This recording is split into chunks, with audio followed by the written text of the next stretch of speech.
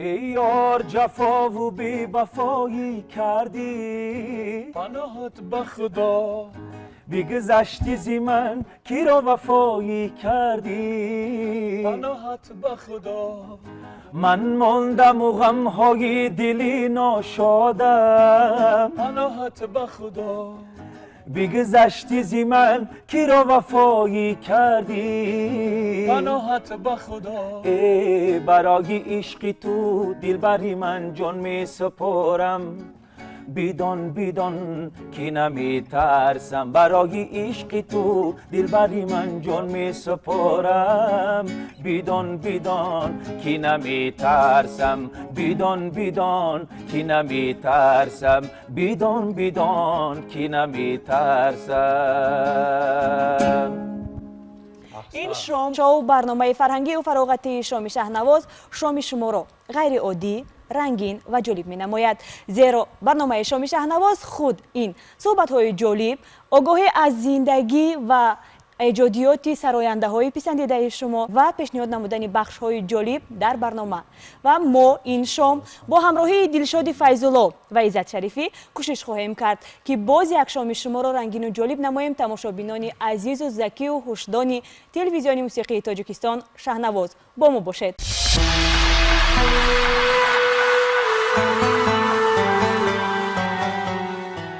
دعوت مهمان ها در برنامه شام شهنواز عادی نیست و آن طریق درخواست های خود تماشابینان صورت می گیرد و امروز طبق درخواست های بیشمار خود تماشابینان در منبر برنامه ما مهمان هستند دلشاد فیض‌الله و عزت شریفی.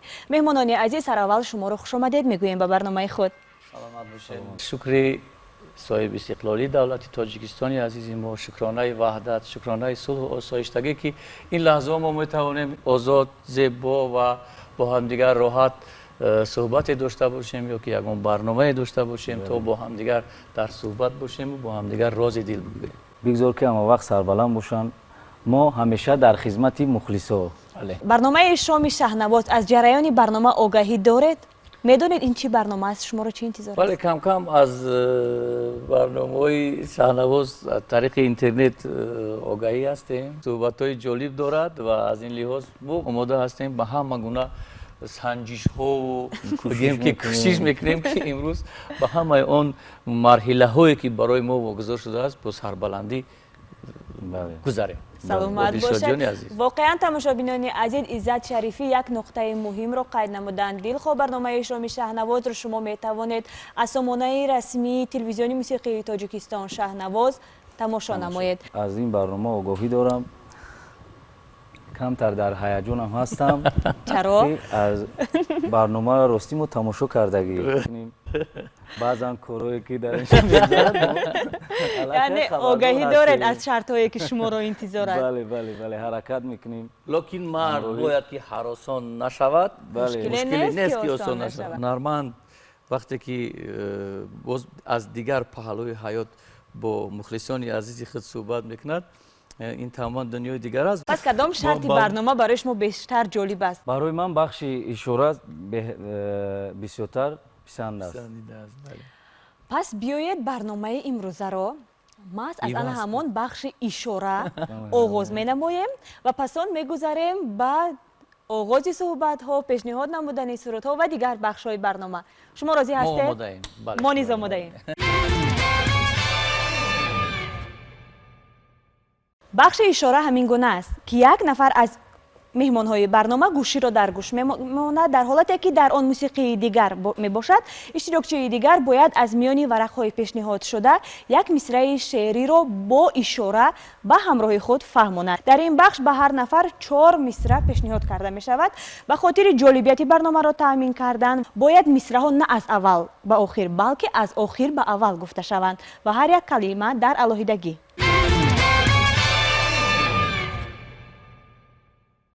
به خاطر تأمین شفافیت برنامه دستگاه پخش آواز در دست من می ایستد. بیایید عزت شریفی. کدام مصرع است؟ با این دل بیقرار، با این دل بیقرار بیا و با خود بیار بهار. بهار. بهار. آفرین. بیار. بهار آمد. بیو بیو بیا ما و تو با خود با خود با خود با خود با خود ماه توی نه با خود با ب او با بهار بیا نه ب او با خود نفهمیدم با خود ماه توی ب او کلمه با خود با تو خود خود با خود او با تروس خود با تو خود خود میتونید با حرفا اشاره کنید. او د با خود آفرین بیا با خود بیا بیا او بقرار بقرار. آفرین دیلی با این دیل بدیل. با این بدیل با این با این با این بدیل با این دیل بدی دیل با این دیل با این دیل با این با این بدیل با این دیل بدیل دید با این دیل با ای نه این این نه این بدی این این با این دیل بدین میمونیم. بدین دیل بیقرار بیا و با خود بیار بهار بریم می‌بینیم دیگر میگذاریم. آسان و مشکلی منی مرا از من دریا و ساحلی منی مرا از من از من مرا نه مرا از من مرو مرا آفرین ساحل او بازی میکنی کو ساحل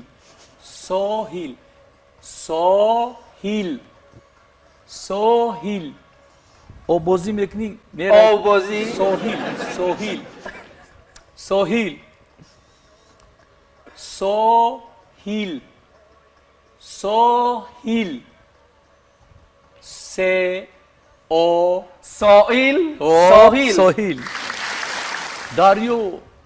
دریا ساحل دریا آفرین مرو از من مرو آفرین مانی بیا مانی زبانی مرا ببین مانی بدی مانی بدیل مانی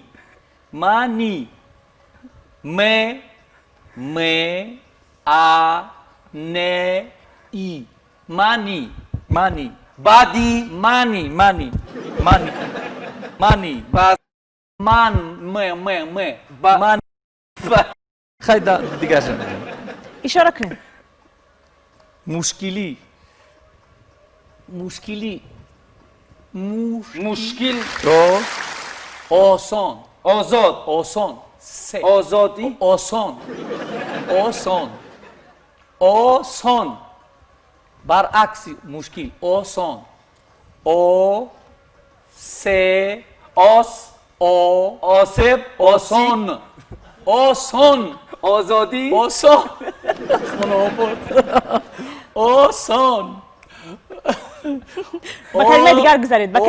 تمام دیگه تمام شد بیاید باید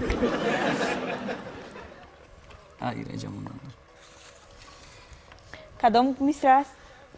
بیادت هست شب در لبی دریا آفرین لبی دریا لبی دریا لبی دریا آفرین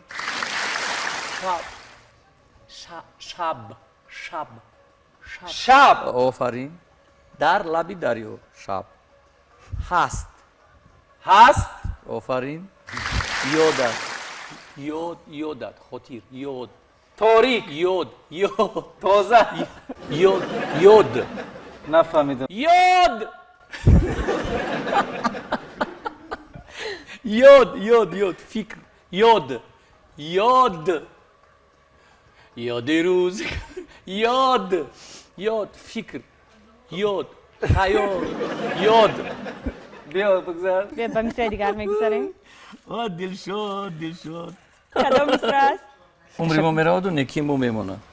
میماند. لبای من را گوش کنید. میبارد نه میماند. میباید میماند.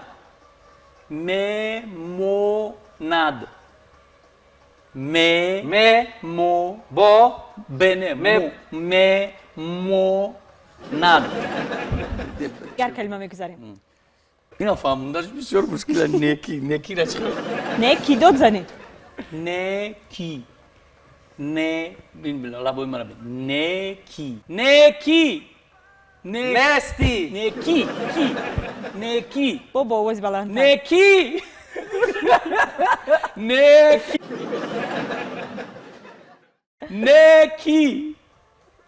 نکی آفرین. احسن.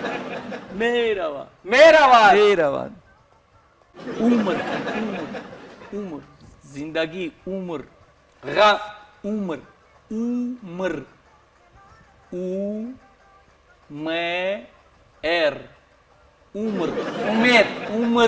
عمر. آفرین. احسن. عمری ما میرود و نکی ما میماند. تمام. اوکی 4 مصرع گذشت. دلشادی فیض‌الله 4 کلمه رو پیدا کردن نتوانستند. اینک نوبت رو به عزت شریفی میدیم. عین حال میبینیم که عزت شریفی تا کدام اندازه موفق میشوند در بخش اشاره. بیاید دلشاد. شب بخیر ای همنشینان. شب بخیر. خیر وقت. خیر عقل. شب بخیر شب بخیر. همنشینان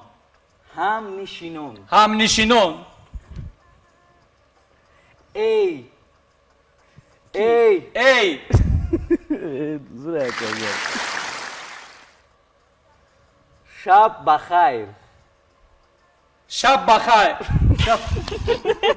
بیاید به مصرع دیگر میگذاریم.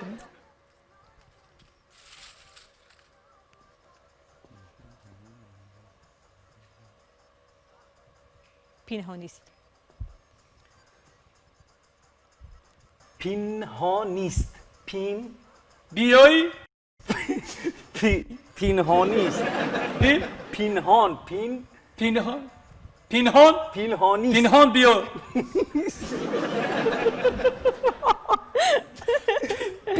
پنهانی ایست بیایی. پنهانیست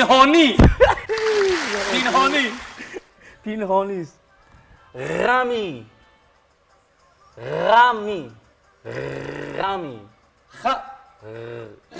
غمی غمی پنهانی. در دل بارانیست بارانی باری. بارانی است. بارانیست. هوا آسمان. هوا. این شب امروز. امشب امشب. بیاید به مصرع دیگر میگذاریم. کدام است؟ زندگی با مهربان است. است بعد است هست. مهربان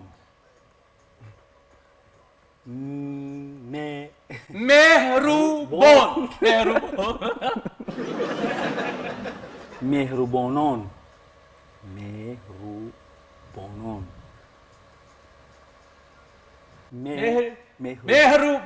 نون مهربانان مهربانان با با مهربان زندگی زندگی تمام البته بیایید به مصر دیگر نگذاریم عزت شریفی پیش صفند حسابا من مصر آسان گفتستمش با شرافت این قدر شعری خوب رفته زد میزند مگذرد میزند میزند جار چون جار جون جار ساقی جو جو شو جه جو جار بنویس جار جار جار شو جار جه نوز جه جار نون جار ساقی جار اشاره کن جه جه جه سه جو جه جه جو من سینه دل سینه دل سینه سینه oyna سه سه z سه se سینه sina چور çor چور çor چور çori سوی نفهم چور çor سوی سوی çor su میکشد در در در نور نور نور دنیا نور توی نور نور توی نو نه نو نور خورشید آفتاب خورشید یو تمام بینندگان عزیز بخش اشاره به اتمام رسید و اکنون تأثیرات اشتراکچیان رو پرسیدن میخواهیم. قبلا از اون که اشتراکچی مسابقه میکردن خیال میکردم که همین خیلی آسان است که تماما در نظرم میگم این این شرمنده نیفته در اصل وقتی که خود با این یعنی که شاهدی حدیثه میشوی بسیار مشکل است مرکب هم است برای که اونجا در گوشی ها بسیار موسیقی زیبا رفته ایستاده است داده میشوی بیچاره امراه که در کمک تو است بیچاره جون با دستش می نویسد بچه نه او سه گفتن زدن رو هم با دست اشاره کردن مثل که نان رو خویده و دهانت مثل عذاب که من خودم دیدم ما سخنهای آسان گفتیم که عذاب نکشیم انا که بعد دید که من بسیار عذاب کشیدم من برای همین خاطر گفت که سخنهای آسان بسیار برای ما پیدا کرد. تشکر دوستان رحمت یک جهان تشکر. اکنون خلاصه براری میکنیم از برنامه واقعا اگر واقع بینانه هم گویم در اشاره نمودن دلشاد پیش صف بودن ولی در پیدا نمودن این مصرع ها عزت شریفی پیش صف بودن.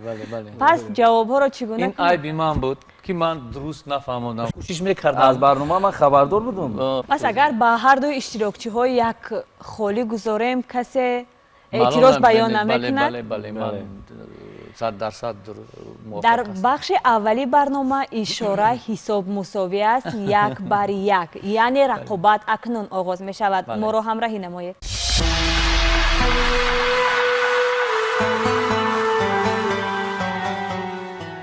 چگونه سپری نمودن وقتی خالگی خود را دوست می دارید؟ من راستی گپ شخصا با کار میخوام که بعضا در وقتی استراحت هم کوشش میکنم که کار کنم.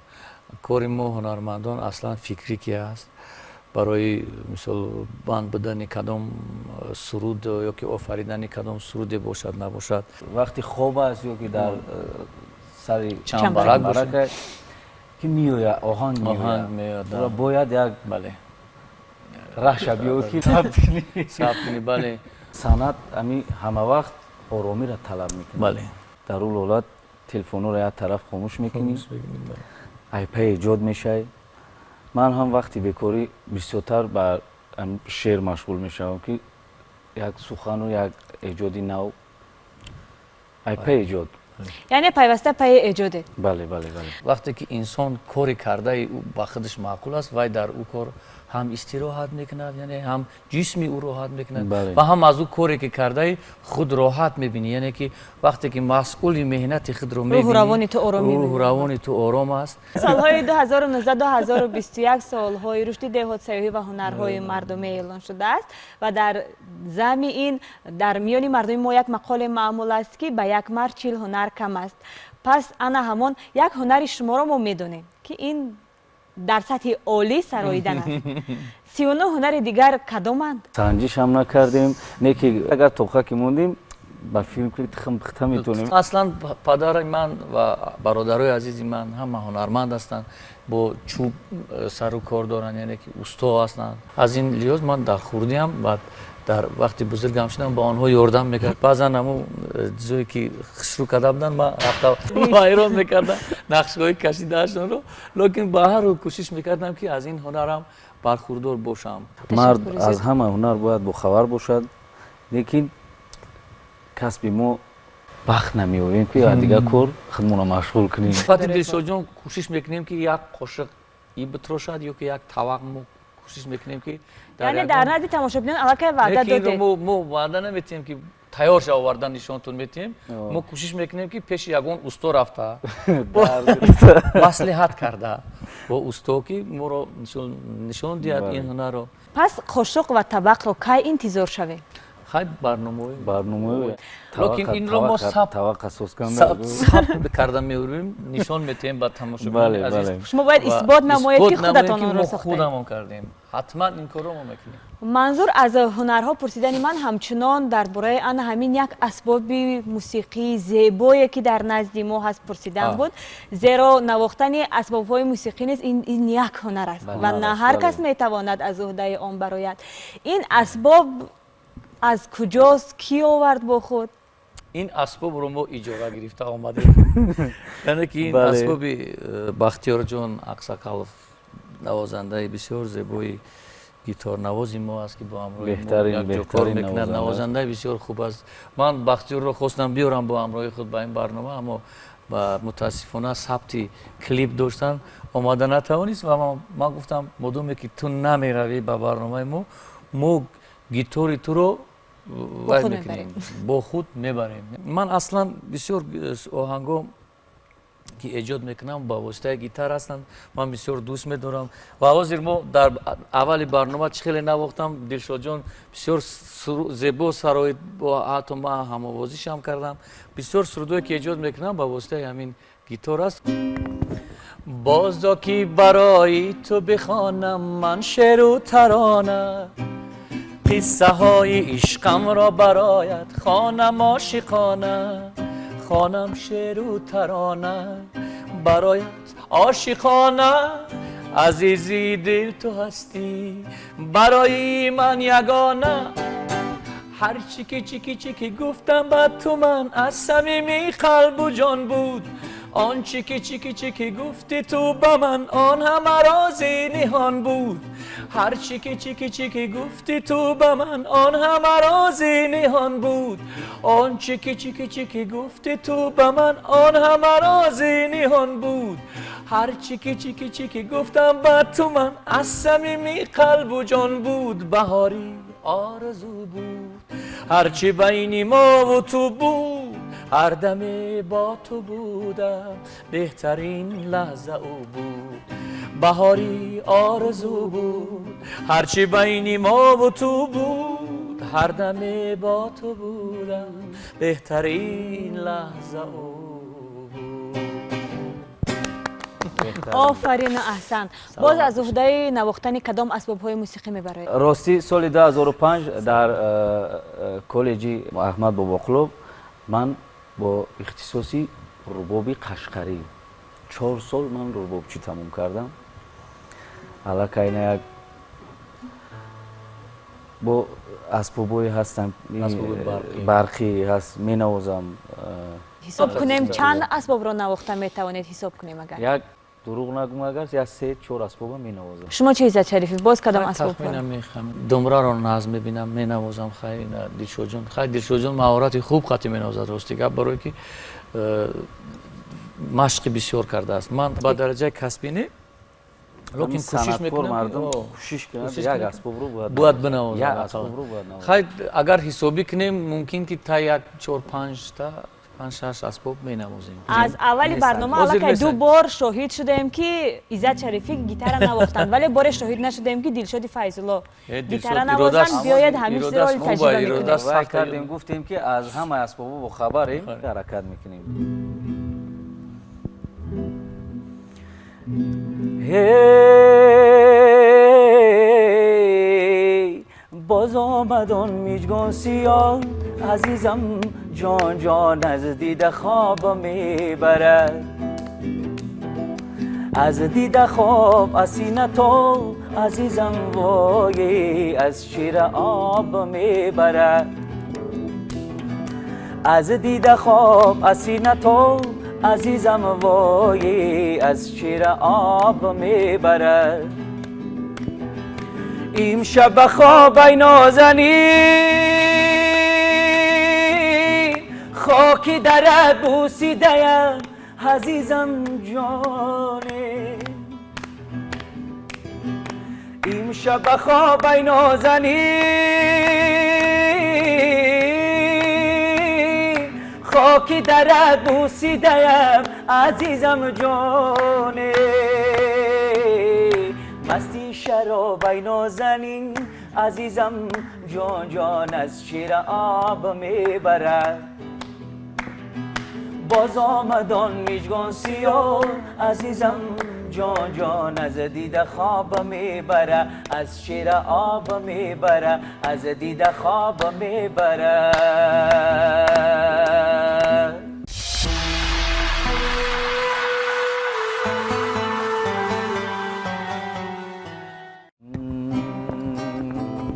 زیبا رعنا یکتایی جان و جانان بیار و تن دیدم بیار و تن دیدم بیار و تن دیدم زیبا رعنا یکتایی جان و جانان بیار و تن دیدم بیار و تن دیدم بیار و تن دیدم بیار و تن دیدم. آفرین. عزت شریفی پای ایجاد کدام سروده؟ ما حاضر برای تاجیکستانی عزیز یک آهنگی نو کردیم که با مخلصانی عزیز پیشکش خواهیم کرد. کو کس کی وطن چو من بیابد نامت چه خوش است تاجیکستان هم تا به جهان دیگر نداری ای کشوری بخت و عشق و ارمان کو کس کی وطن چو من بیابد نامت چه خوش است تاجیکستان هم تا به جهان دیگر نداری ای کشوری بخت و عشق و ارمان. آفرین. در همین نقطه بسیار هم جالب میگذاریم به شرط دومی بازی با هنرمند که عنوان گرفته است ترجمه. بله. یعنی در این بخش سرودهای مشهور تاجیکی که طریق ترجمان گوگل با زبان خارجی ترجمه شدند و برعکس ترجمه شدند با زبان تاجیکی برای شما پیشنهاد کرده می شود که در نتیجه بعضی کلمه ها را کلمه های هم معنای آن عوض کرده است. بعضی کلمه ها عموما جای خود را عوض نموده اند ولی مضمون همان است. بله. اگر شما به مضمون سرود دقت دهید پیدا می نماید که آن کدام سرود است. بیایید آغاز میکنیم از دلشاد فیض الله. وقت بکار به فیض با من بمانید با من بمانید شما من با شما کشور هستم شما می نشینید و من شما را تماشا می کنم دست ها جانب موی می روند زندگی رنگ و بوی دارد من تو را خیلی دوست می دارم پیش از آن که من قربانی گردانم من قربانی شما خواهم بود انگشت های انگشتان انگشتان را گیرید من می روم. انا همین وقت بکار به فیض بسیار این سرود را مشهور کرده است. این سرود بسیار سرودی آرام است. آن را مرد می سراید. چخیل بود؟ وقت بکار به فیض. نفهمیدم راستی گپ. بیاید باز یه بار دیگر میتونم خوانم و به شما 20 ثانیه وقت داده می شود برای پیدا نمودن سرود اصلی. وقت، لحظه، بکار، به فیض. با من بمانید، با من بمانید. شما من با شما کشور هستم. شما می نشینید و من شما را تماشا می کنم. دست ها جانب موی می روند. زندگی رنگ و بوی دارد. من تو را خیلی دوست می دارم. پیش از آن که من قربانی گردانم، من قربانی شما خواهم بود. انگشت های انگشتانی انگشتان را گیرید. من می روم. بله همون سرود باشه. امشب بیای 20 ثانیه وقت دارید، می توانید از وقت استفاده برید. وقت، لحظه، بکار، به فیض. یک ساعتی یک لحظه به منتی 2 ثانیه، 1 ثانیه وقت سپری شد.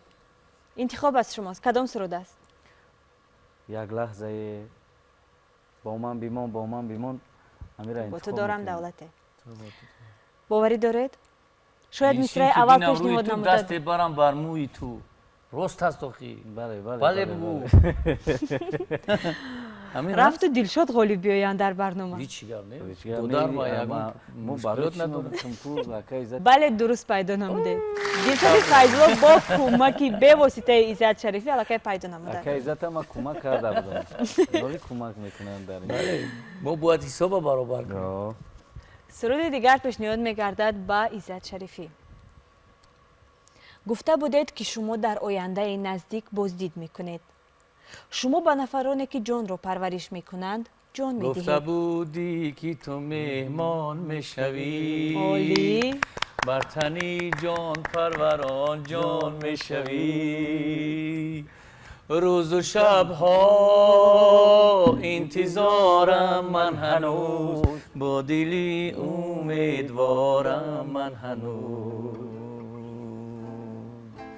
روز و شب ها انتظارم من هنوز با دلی امیدوارم من هنوز کنده شد در راه تو چشمان من کی تو می آی بیا ای جان من خانه ایمان قدر هم دور نیست گرچه در چشم شما معذوب نیست. آفرین. شعر میرزا ترسونزاده، آهنگ زیادالله شهیدی. عزت شریفی بسیار مشاهده کارند. بله. دلشاد فیض‌الله شما باید خیلی کوشش نمایید که ایستادگی کرده توانید. ولی ما حرکت میکنیم ولی سرود دیگر پیشنهاد می‌گردد بعد دلشاد فیض‌الله. سحرگاهان گلها رقص میکنند. روی نگاره خرسندم میکند.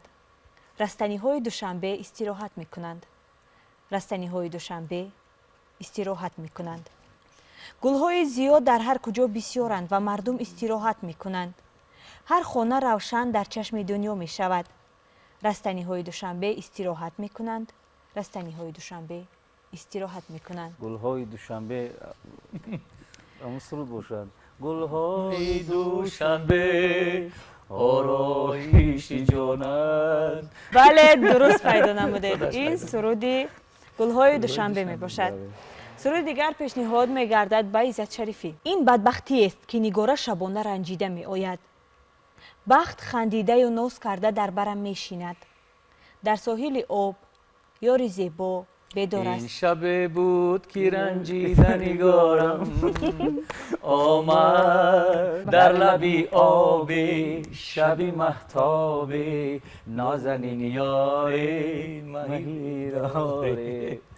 درست است؟ بله درست است. عزت شریفی حتی برای من امکانیت نمیدهند که من سرودها را تا آخر خوانم. این در تاریخ برنامه شام شهنواز اولین بار است. سرود دیگر پیشنهاد می‌گردد به دلشاد فیض‌الله. شمال از نزد باغ گلها می‌گذرد. مرغان چمن را از راه گذر می‌بینند. از دنیا نرنجد. هر شام یک صبح در صبح است. بلبل شوریده است نفس‌هایش. من با دل افگار خبر دارم. یار. هیچ ضرورت برای نوشیدن شربت نیست. بیمارم، چشمانم تر است تا حدی امکان. پیام از آواز شما با نور باران است. این یک شوخی است. من نمیدانم که چی باید گفت. درباره آن فکر کنید و شما حقوق شناس هستید. این سرود را مقدس نبی ونی سرایده است. مقدس نبی و در رپرتوار مقدس نبی ونی همین سرود هست. یک مصرع شو بگین خوب. شمال از نزد باغ گلها میگذرد.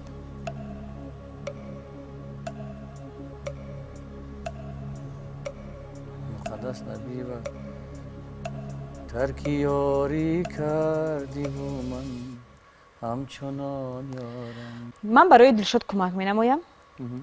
برای پیدا نمودن این سرود اگر کلمه هم معنای شمال رو پیدا کنید کارتون نسبتا آسان تر خواهد شد. بادی سبا را و گلستان گذری است. بندش شما همین درست است.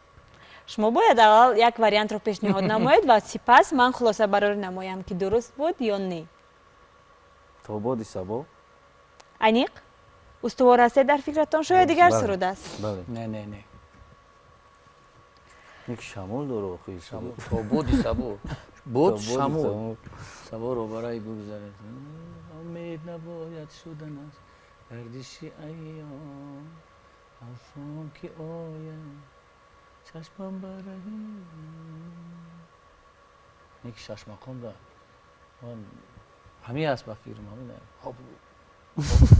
دیگه واریان نداره. شاید شما را رهگو میزنند ایزد شریفی. بگو بوی می شاید میخواهند که خودشان غالیب آیند در برنامه. متاسفانه برای ایزد شریفی دلشاد فیض‌الله درست جواب میدهند. این سرود تا بادی سبا است. تبریک. سرود آخران پیشنهاد میگردد به ایزد شریفی. هوشیار نیستم. هوشیار نیستم. من اگر مستم از بوی جان هوشیار نیستم. مستم زیبوی جانان مستم ابریشمی قرمزی به دورش بستم. باوری دارید؟ باوری دارد. اطمینانی کامل دارم که همین است. بله درست است. برای من چیز نمیماند جز گفتن که شما همه سرودهایی که پیشنهاد شد در بخش ترجمه پیدا نمودید. از ایزد کلمه بیهوده اول که ایزد نشید از ایزد شریفی. از کلمه های اول بله از کلمه های اول. برای همین من برای ایزد شریفی یک خالی دیگر زیادی میدهم. دلشاد فیض‌الله شما رد نمیکنید، اعتراض نمیکنید. نه بسته از آنه که هر دو حساب برابر بود، مساوی بود. حساب رو 4/5 حساب میکنیم با منفیت ایزد شریفی.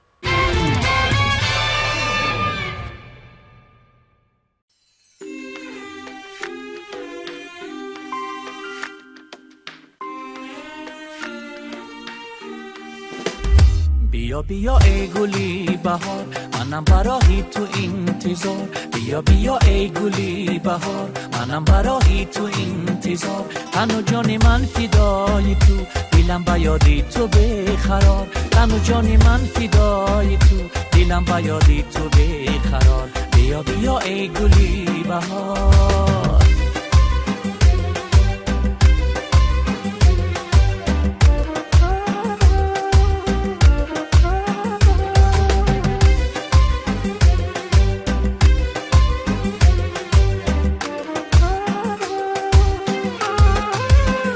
دستی دیده و دل هر دو فریاد هر آنچه دیده بیند دل کند یاد زی دستی دیده و دل هر دو فریاد هر آنچه دیده بیند دل کند یاد بسازم خنجره نوکش زی فولاد بسازم خنجره نوکش زی فولاد زنم بر دیده تا دل گردد آزاد زنم بر دیده تا دل گردد آزاد بیا ای گلی بهار منم برای تو انتظار بیا بیا ای گلی بهار منم برای تو انتظار تن و جان من فدای تو دلم به یاد تو بقرار تن و جان من فدای تو دلم به یاد تو بقرار بیا بیا ای گلی بهار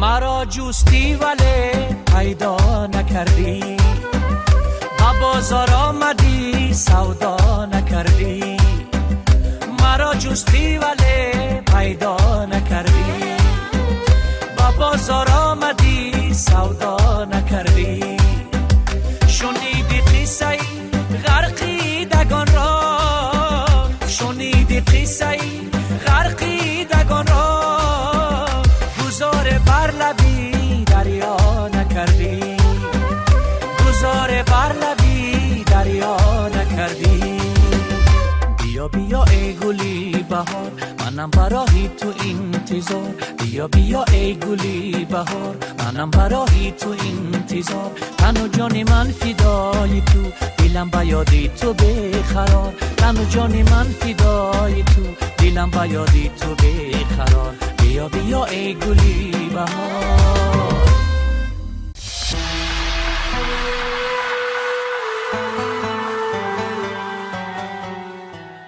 نو بسته از آنه که ما امروز در فتح کدام قله ها هستیم باید همیشه راهی طی نموده خود را فراموش نسازیم و همیشه در یاد داشته باشیم که برای رسیدن تا این قله تا این جا ما را گذشتن کدام مانع ها ضرور آمد. من از همین جهت پرسیدن میخواستم که اولین قدم های گذاشته خود را در عالم صنعت و عموما چه مشکلی ها را پس سر نمودن را در یاد دارید؟ ما اولین سرود رو سرودی گرگولی خونده بودیم. هیچ باورم نمیآید که دلشدی فیضلاق گرگولی ساید. گرگولی رو ما راستی گرگولی من گرگولی خونده نمیتوانم. گرگولی را انا راستی گپ من اول نمیفهمیدم گرگولی را من شخصا دوست من میدارم بسیار نمیفهمیدم. دوست میدارم بعدا کار سر کردیم ایجاد رو سر کردیم از برای همین سرود ما گرگولی رو با فلک سینتز کردیم خیلی یک جا یعنی شما فلک سرایده بودید؟ بله بله. از روزی که ما این کار رو سر کردیم ایجاد رو سر کردیم باور میکنید گرگولی را من شب میموندم امی یک تاریخ است امی گرگولی را هر شب من گرگولی را میموندم گوش میکردم بعد خواب میکردم امی یک فیلم تماشا میکنید یک کینو تماشا میکنید تاریخ است. اولین سرودی من سرودی امی گرگولی است با فلک سینتز کردیم. میتوانید پیشنهاد کنید همون 4 مصرع 2 مصرع فلکی که شما سرایده بودید در همون اگر تنقیسی نکشد هی دل با دل باید یک جا شود بزمی دل باید برپا شود. راستی فراموش کردم. کی احساس کردید که شما باید سراینده شوید؟ کی همین مهر رو در دل خود احساس نمودید؟ راستی گپ جوان بودم در دهه که کلان شدیم تقریبا صنفی 4 5 یک برادرم بود از شهر میرفت هر اولای میدید من خیلی کموندگی 4 متر شدیم کایزد از چوب از چوب متر شدیم عیناً تاریخی برابند میساختید؟ برابند میخوندم هر اولای که این برادرم میرفت میدید میفهمید صنعتکار میشه صنعت خوب داره. چرا پس همچون نوازنده شما داخل شدید؟ صنعتکار گفتم باید یک اسباب رو باید نواخته تانو نکایزد. بله امی آوازم یک اسباب رو می نوازی ایمو اسباب پیدا میشه امی ایجاد امی درد ایمو اسباب میبروید. میدونید مردم توجیکی ما اصلا هم هنرمند است. من این ملتم رو برای همین هم دوست میدارم که مردم توجیک اصلا در نهاد هر یکی ما یک هنر خفته است هیچی نتوانند 4 مصرع شعر میخوانند که مثل خرسند شوی در کدام خاندانه که باشیم نباشیم ما با نزدیکی با همراهی خیراندیش و یک جمعی برادران از ناحیه زیبا منظر خوالین برگشتیم و در راه یک جا مهند کردن بعد گفتن که کنه بیمم بود هوای کوهستان چه خیلی زیبا منظره های بسیار زیبا و یک دره بسیار زیبایی بود بعد در اونجا ما مهند کردیم لبی راه من برآمدم بعد خیراندیش گفت کو شریفی یک فلک همه جا بگی بعد ما از این صدا کردیم بخیل یک فلک زدیم که از اون طرف یک صدای دیگر هم برآمد بعد همه کسا خندیدیم گفتیم دیدی که در همین مردم ما در کدام حالت باشی نباشی هماوز پیدا میکنی در ده که کلان شدن دهی ما هم هنر رو دوست می داشتن و کوشش میکردن که در هر یک معرکه‌ای که میشید ما رفته در اونجا هنرمندی میکردیم و نو باسته از اونه که مثل قدم های اولی ما بودن ممکن دستگیری هم دهگانی ما ممکن دستگیری و مهربانی و یار و برادران ما دستگیری دوستای عزیز ما بودن که ما با این راه رسیدیم میدونی اگر دو جدا بخونیم میگه ای نمیتونسته بس که دیگه نخون نو باسته از اونه که ما نوجور میخوندیم بعضا مثل بعضا جوی دمیشید که ما اونقدر هنر نشان نمیدادیم لکن نوابسته با همین ما رو دستگیری کردن و گفتن احسان با تو مثلا تو میتوانی همین میتوانی با واسطه هم میتوانی با همه مقصد رسیدن اولین برآمدتون در صحنه کلان کدام بود؟ راستیگه من وقتی که صنف 10 تمام کردم ختم کردم با دهه ما یک فستیوال آزمون بین المللی روخت گرفت انسامبل ما و ما رو خوشبختانه با اونجا سفر بر کردن و ما با سفر هنری با مسکو رفتیم بعد از مسکو با اسپانیا سفر کردیم برآمدهای اولین قدم های نخستین من در از صحنه های کلان شروع شدن دلشاد فیض‌الله نیز نوابسته از اونه که تجربه کاریشان در مقایسه با عزت شریفی هرچند که کمتر است ولی توانستند که در یک مدت کوتاه وقت علاقه یک اودیتوری معینی مخلصان را برای خودشان پیدا نمایند و چطوری که شما نیز گفتید اولین قدم های خود را از صحنه های بزرگ آغاز کردید پس این انتخابی درست و انتخابی به مورد سبک است که هر دو هم موفق شدید پرسیدن میخواستم که در انتخاب سبکی به شما کمک کرد خوشبخت از اون هستم سر اول که با همراهی اسکندر تاگیروف بسیارتر رحیم جان رحیموف هستن این کارهایی که استادای هنر هستن بسیارتر با کمک آنها من موفق شدم بینندگان عزیز به طور استثنایی در برنامه امروزه شام شهنواز غالب آمد دوستی یعنی حتی فرمت برنامه ما نیز نتوانست انا همین اتفاقیه که میان دو هنرمند امروزه مهمانی برنامه ما هست یعنی دلشاد فیض‌الله و عزت شریفی شکسته باشند و ما نیز خواهان آنیم و تمنا داریم که همین گونه دوستی همین گونه صمیمیت همیشه میان سراینده های ما باشد و باشد رقابت سالم که قوه تکان دهنده تمام ساحه های فعالیت است مبارک باشد سلامت باشید تشکر زیاد از بیننده‌های عزیز بیننداری خود را بیان میکنیم که ما رو با برنامه خود دعوت کردید تشکر زیادی ما از شما اظهار مینه‌داری می‌نماییم برای آنکه قیمت‌ترین گنجینه حیات هر یک انسان وقت است و شما از آن که راضی شدید و آمدید یک شام خود را با تماشابینان ما در برنامه شام شهنواز گذراندید باعث سرافرازی ماست بار دیگر خوش آمدید تماشابینان عزیز در همین جا با امکانیت وقت برای این بار رسیدیم به فرجام برنامه نوبتی شام شهنواز امینیم که توانستیم باز یک برنامه جالبی رو که توانست خاطر شما رو باز هم بالیده نماید پیشنهادتان نماییم خیر تا برنامه دیگر